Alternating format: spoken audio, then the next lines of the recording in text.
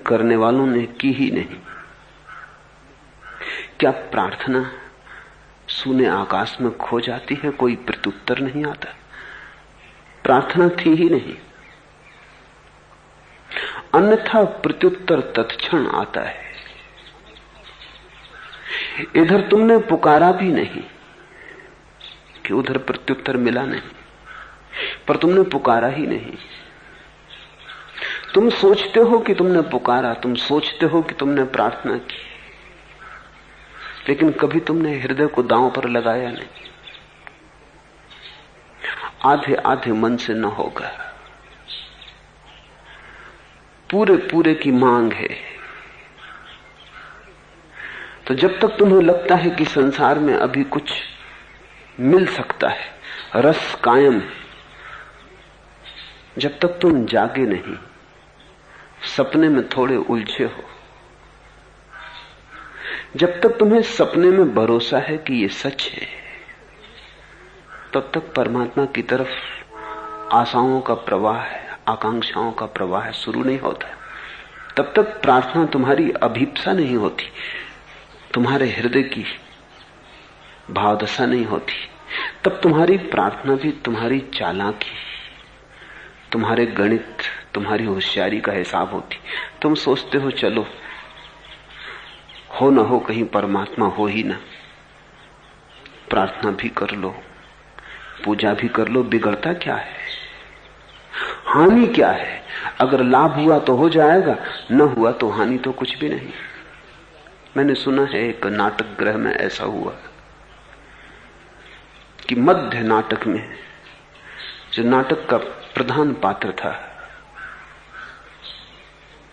उसे हृदय का दौरा पड़ गया, वो मर गया। संयोजक पर्दे के बाहर आया, उसने क्षमा मांगी कि क्षमा करे, दुख की बात है, हृदय के दौरे के कारण प्रमुख नायक की मृत्यु हो गई है और नाटक आगे न हो सकेगा। हम क्षमा प्रार्थी हैं, लेकिन हमारा कोई हाथ की बात भी नहीं। लोग नाटक में बड़े उलझे थे।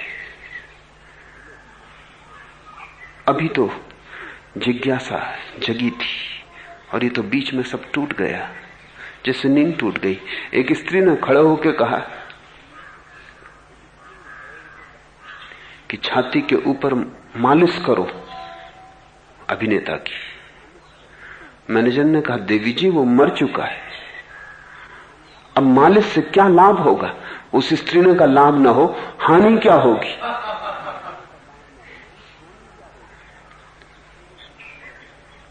बस तुम्हारी प्रार्थना ऐसी ही है कि अगर लाभ ना हुआ कोई हर्जा नहीं, हानि क्या होगी? मरते वक्त नास्तिक भी आस्तिक हो जाते, इस भय से कि कहीं परमात्मा हो ही ना। बूढ़े होते होते सभी नास्तिक आस्तिक होने लगते,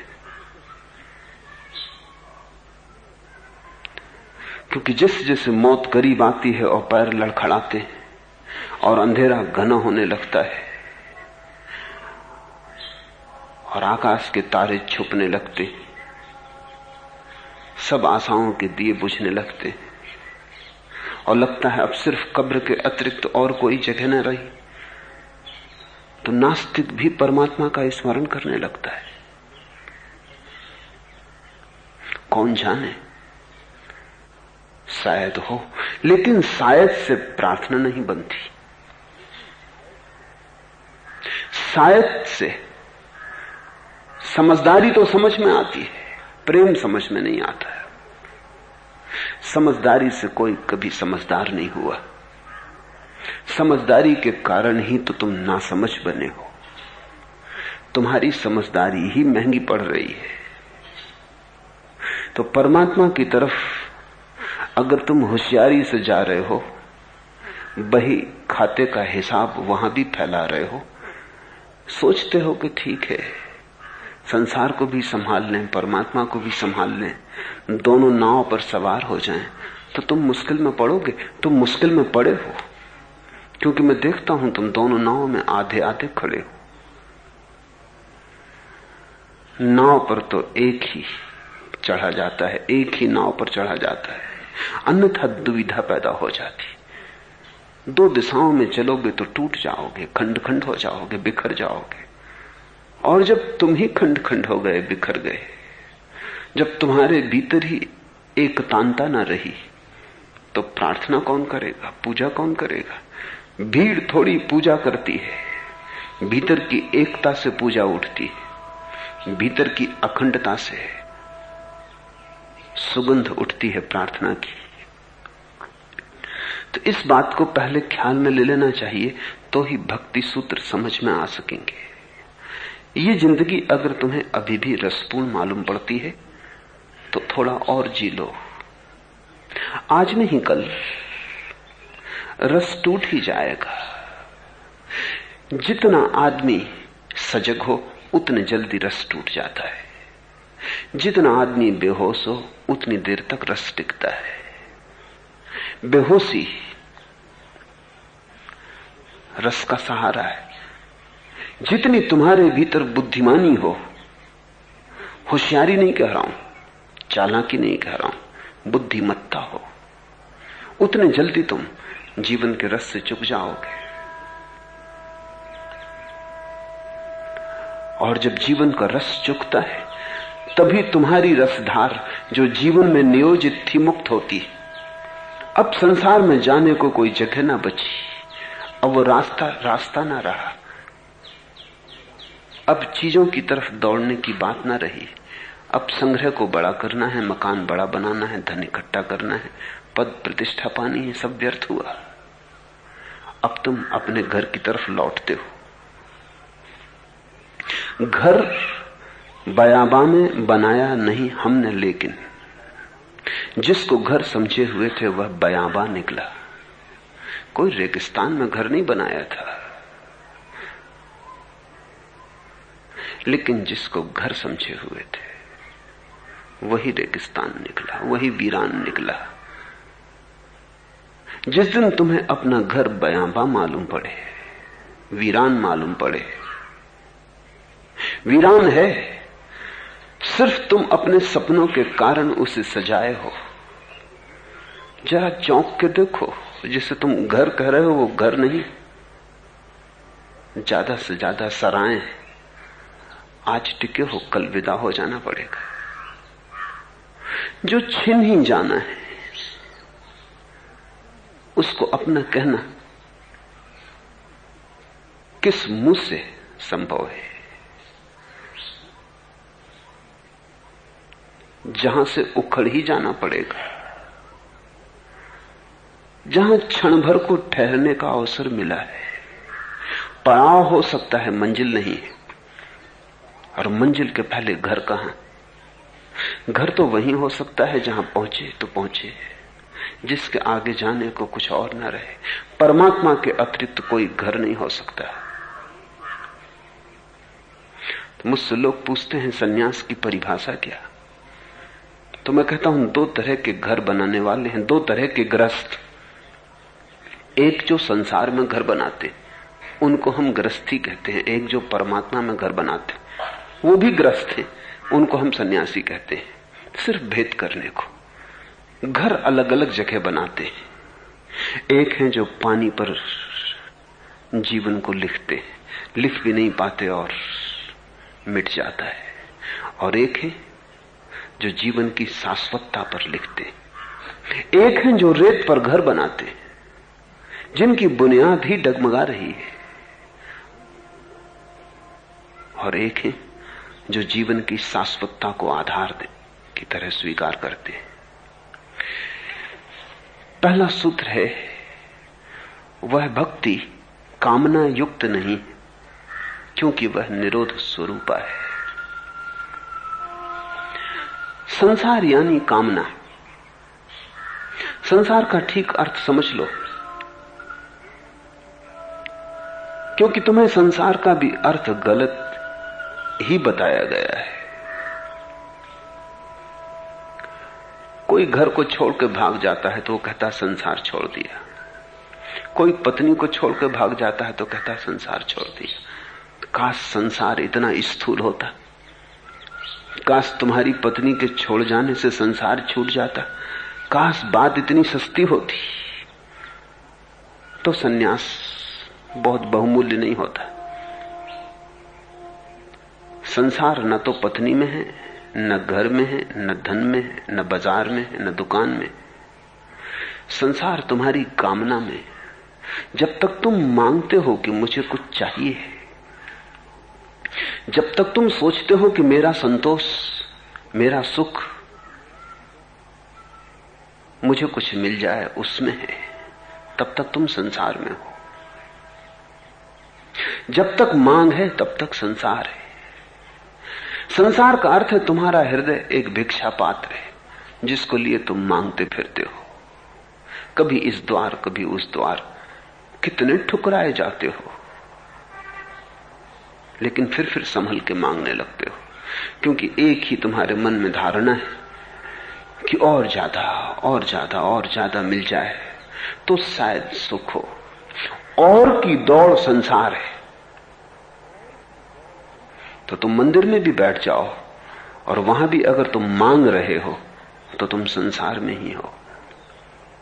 तुम हिमालय पर चले जाओ, वहां भी आंख बंद करके अगर तुम मांग ही रहे हो, परमात्मा से कह रहे हो और दे, स्वर्ग दे, मोक्ष दे, इससे कोई फर्क नहीं पड़ता कि तुम क्या मांगते हो। संसार का कोई संबंध इससे नहीं है कि तुम क्या मांगते हो, संसार का संबंध बस इससे है कि तुम मांगते हो। इस बात को ठीक से समझ लेना, अन्यथा संसार छोड़ने का ढोंग भी हो जाता है, संसार छूटता भी नहीं। संसार तुम्हारे भीतर है, बाहर नहीं। संसार तुम्हारी इस मांग में है कि मैं जैसा हूं वैसा काफी नहीं हूं, कुछ चाहिए जो मुझे पूरा करे। मैं अधूरा हूं, अतृप्त हूं, असंतुष्ट हूं, कुछ मिल जाए जो मुझे पूरा करे, तृप्त करे, संतुष्ट करे। स्वयं को अधूरा मानने में और आशा रखने में कि कुछ मिलेगा जो पूरा कर देगा, बस वहां संसार है। मांग छूटी, संसार छूटा। तब कोई घर छोड़ने की जरूरत नहीं, न पत्नी को छोड़ने की जरूरत, न पति को, न बच्चों की, उनका कोई कसूर नहीं है। घर में रहते तुम संसार से मुक्त हो जाते हो, पत्नी के पास बैठे तुम संसार से मुक्त हो जाते हो, बच्चों को साजते संभालते तुम संसार से मुक्त हो जाते हो। क्योंकि संसार से मुक्त होने का केवल इतना ही अर्थ है कि अब तुम तृप्त हो, जैसे हो, जो हो। तुम्हारे होने में अब कोई मांग नहीं, तुम्हारे होने में अब कोई आकांक्षा नहीं, तुम्हारा होना कामना तुर नहीं है। तुम अब एक कामनाओं का फैलाव नहीं हो, विस्तार नहीं हो, तुम बस हो तृप्त। यही क्षण और जैसे तुम हो पर्याप्त है। पर्याप्त सुनने नहीं जाए, तुम उसे धन्यवाद देने जाते हो कि तूने इतना दिया, अपेक्षा से ज्यादा दिया, जो कभी मांगा नहीं था वह दिया। तेरे देने का कोई अंत नहीं। हमारा पात्र ही छोटा पड़ता जाता है और तू भरे जा रहा है। तब भी तुम रोते हो जाके मंदिर में, लेकिन तुम्हारे आंसुओं का सौंदर्य और। जब तुम मांग से रोते हो तब तुम्हारे आंसू गंदे, दीन है, दरिद्र है। जब तुम अहोभाव से रोते हो तुम्हारे आंसुओं का मूल्य कोई मोती नहीं चुका सकते। तब तुम्हारा एक एक आंसू बहुमूल्य है, हीरा है। आंसू वही है, लेकिन अहोभाव से भरे हुए हृदय से जब आता है तो रूपांतरित हो जाता है। तुम जरा फर्क करके देखना, तुम दुख में भी रोए हो, पीड़ा में रोए हो, असंतोष में रोए हो, शिकायत में रोए हो, कभी अहोभाव में भी रोकर देखना, कभी आनंद में भी रोकर देखना, और तुम पाओगे तुम्हारे बदलते ही आंसुओं का ढंग भी बदल जाता है। तब आंसू फूलों की तरह आते, तब आंसुओं में एक सुगंध होती जो इस लोक की नहीं। मीरा भी रोती है, पर मीरा के आंसू भिखारी के आंसू नहीं। चैतन्य भी रोते हैं, लेकिन चैतन्य के आंसू दीन दरिद्र नहीं, कुछ मांग से नहीं निकल रहे हैं, किसी अभाव से पैदा नहीं हुए, किसी बड़ी गहन भाव दशा से जन्मे। गंगा का जल भी उतना पवित्र नहीं। वह भक्ति कामना युक्त नहीं है, क्योंकि वह निरोध स्वरूपा है।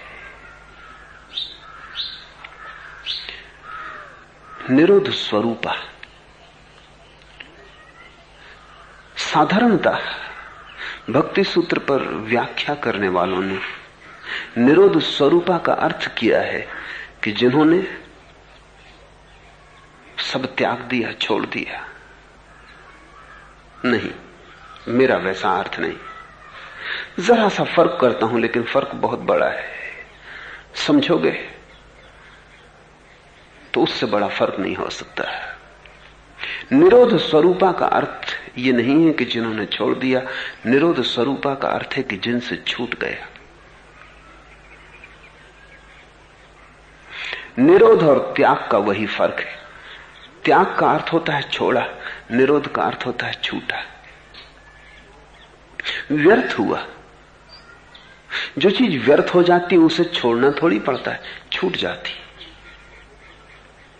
सुबह तुम रोज घर का कूड़ा करकट इकट्ठा करके बाहर फेंक आते हो, तो तुम कोई जाके अखबारों के दफ्तर में खबर नहीं देते कि आज फिर त्याग कर दिया कूड़े करकट का, ढेर का ढेर त्याग कर दिया।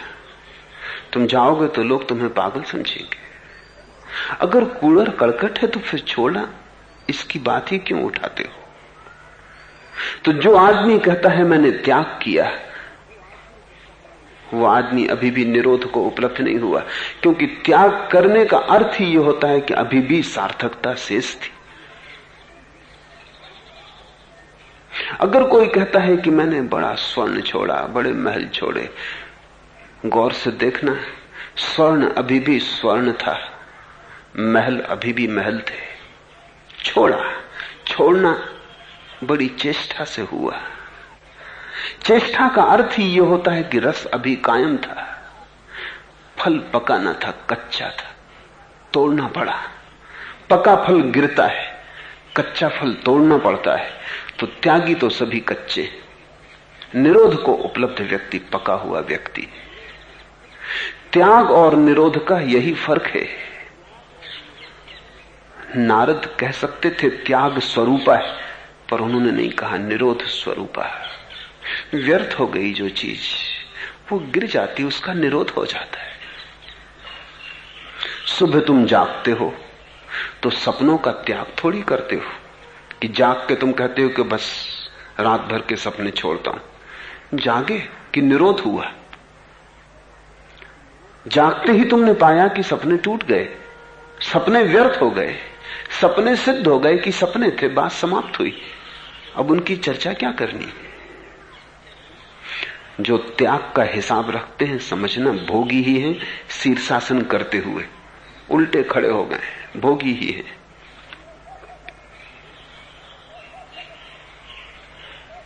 एक सन्यासी को मैं जानता हूं जो भूलते ही नहीं। कोई 40 साल पहले उन्होंने छोड़ा था संसार, छोड़ा था, निरोध नहीं हुआ था। 40 साल बीत गए, अभी भी छूटा नहीं। छोड़ा हुआ कभी छूटता ही नहीं। वो अभी भी कहते रहते हैं कि मैंने लाखों रुपए पर लात मार दी। मैंने उनसे एक दिन कहा कि लात लग नहीं पाई, तुमने मारी होगी, चूक गई। उन्होंने कहा क्या मतलब? 40 साल हो गए, छूट गया, इसकी चर्चा क्यों खींचते हो? इसे रोज रोज याद क्यों करते हो? रस कायम है, लाखों में अभी भी मूल्य है। अभी भी तुम दूसरों को भूलते नहीं बताना कि मैंने लाखों पे लात मारी। तुमने बैंक बैलेंस कायम रखा है, गिनती जारी है। नहीं, ये त्याग तो है, निरोध नहीं। त्याग झूठा सिक्का है निरोध का। निरोध बड़ी अद्भुत घटना है।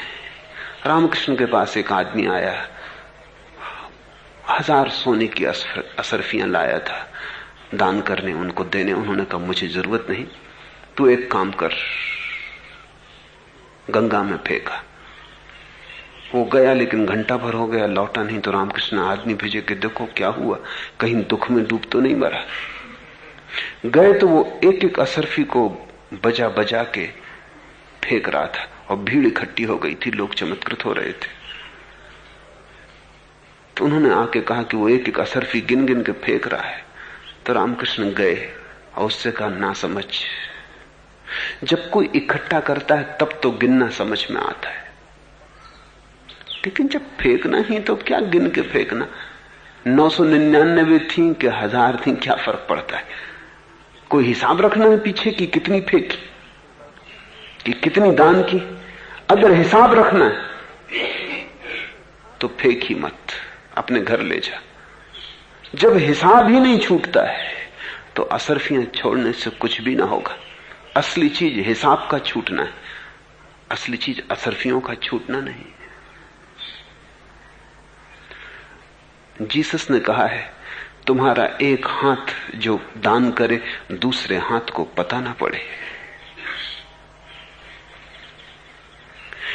सूफी फकीर कहते हैं नेकी कर कुएं में डाल, हिसाब मत रख, किया भूल कुएं में डाल दे, बात खत्म हो गई, जैसे कभी हुई ही ना थी। लेकिन तुम जाओ अपने त्यागियों के पास, महात्माओं के पास, तुम उनके पास पूरा हिसाब पाओगे। हिसाब ठीक भी नहीं पाओगे, बहुत बढ़ाया चढ़ाया हुआ है। 1000 छोड़े होंगे तो लाख हो गए। अब पूछता कौन है? और त्याग की परीक्षा भी क्या है, कसौटी भी क्या है। तुम्हारे पास लाख रुपए हैं तो तुम रुपए दिखा सकते हो, लेकिन जिसने लाख छोड़े उसके पास प्रमाण क्या है कि उसने लाख छोड़े कि 10 लाख छोड़े। न केवल महात्मा गण ऐसा करते, महात्माओं के शिष्य उसको बढ़ाते चले जाते। महावीर ने महल छोड़ा, धन संपत्ति छोड़ी। जैनियों ने जो शास्त्र लिखे उनमें इतना बढ़ा चढ़ा के लिखा है, वो सरासर झूठ है। क्योंकि महावीर का साम्राज्य बड़ा छोटा सा था, कोई बड़ा नहीं था। महावीर के समय भारत में 2000 राज्य थे, कोई बहुत बड़ा नहीं था। एक छोटी डिस्ट्रिक्ट से ज्यादा नहीं, छोटे जिले से ज्यादा नहीं था। इतने हाथी घोड़े जितने जैनियों ने लिखे अगर होते तो आदमियों के रहने की जगह न रहती।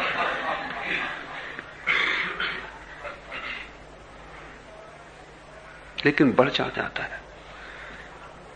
कुरुक्षेत्र के मैदान में युद्ध हुआ। हिंदू उसकी जो कहानी बताते हैं उसको अगर सुनो तो ऐसा लगता है कि वो उस युद्ध के लिए पूरी पृथ्वी कम पड़ेगी। कुरुक्षेत्र का छोटा सा मैदान, उसमें 18 अक्षौणी सेनाएं बन नहीं सकती। लड़ना तो दूर, अगर वो प्रेम भी करना चाहे शांत खड़े हो तो भी संभव नहीं। लड़ने के लिए थोड़ी जगह चाहिए, स्थान चाहिए, लेकिन बढ़ता जाता है। बुद्ध के भक्तों ने जो लिखा है वो सच नहीं, क्योंकि बुद्ध की भी जगह बड़ी छोटी थी। वो कोई बहुत बड़ा साम्राज्य नहीं था।